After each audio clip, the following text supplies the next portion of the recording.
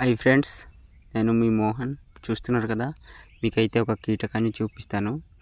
మీ side ఈ కీటకాన్ని ఏమని పిలుస్తారో కామెంట్లో తెలియజేయండి. అయితే ఈ కీటకాన్ని మా సైడ్ అయితే 100 కార్ల కీటకము లేదా 100 కార్ల పురుగు అని కూడా అంటారు. అయితే మేము చదువుకున్నదైతే దీని పేరైతే శతపాది అన్నమాట. 100 కార్ల పురుగు. ఇది అతిపెద్ద వర్గమైనటువంటి ఆర్ద్రోపోడ వర్గానికి చెందింది. చూస్తున్నారు కదా, జెర్రీ, కొన్ని ప్రాంతాల్లో జెర్రీ అని కూడా అంటారు. చూస్తున్నారు కదా ఫ్రెండ్స్, దీని నివాసం అయితే తేమ కలిగిన ప్రాంతంలో, అలాగే ఇళ్ళల్లో, అలాగే రాయి యొక్క కింద భాగంలో ఇది జీవిస్తుంది.